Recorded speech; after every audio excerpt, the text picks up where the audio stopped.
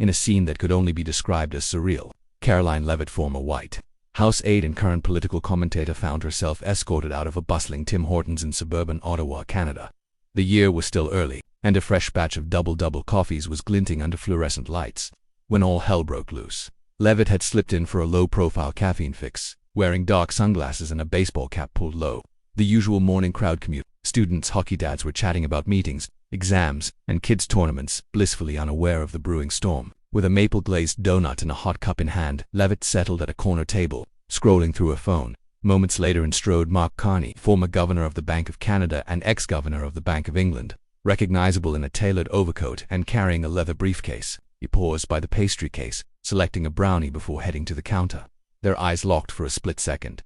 According to onlookers who would later flood Twitter with embellished accounts, Leavitt muttered under her breath, loud enough for nearby patrons to hear, "The guy who decimates pensions with interest rate hikes. What a genius." The words, half mumbled, carried enough bite to draw attention. Carney turned, eyebrow raised. Leavitt lifted her sunglasses, feigned surprise, then realizing who she'd insulted, grinned provocatively. "Funny meeting you here, Marky," she quipped, leaning back as if on a late-night talk show set. The mood shifted, a hush fell over the line. Phones were instinctively raised. Carney, typically the epitome of calm reserve, paused mid-order. For a heartbeat, he considered ignoring her, but then he calmly replied, voice low yet firm, "Madame, this is a public place.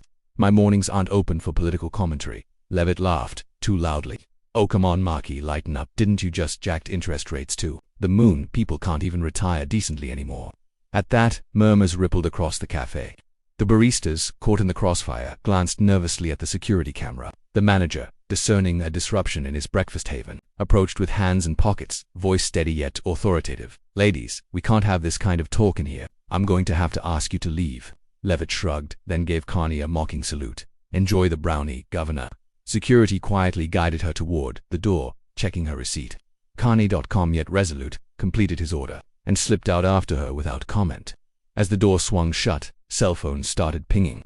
Onlookers couldn't resist posting about the brawl of high-powered egos in a donut shop. Outside, Leavitt huddled with a companion, still ranting. "Can you believe that? He acts like he's above even a simple chat." The companion mumbled in response as they left inside. Tim Hortons returned to normal, syrup dispensers refilled. Timbits restocked while customers whispered and laughed about that Mark Carney meltdown, even though he hadn't lost his temper. The line moved on, but the story had already taken hold. By noon, local tabs were quoting patrons. It was like watching a political late-night segment come to life, but with Timbits. Social feeds lit up with memes showing Leavitt in a trench coat and Carney wearing donut-shaped glasses.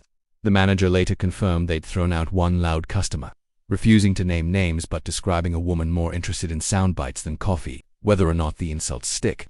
The image of Leavitt being escorted out while Carney quietly strolled away has become emblematic of political theatricality colliding with everyday life.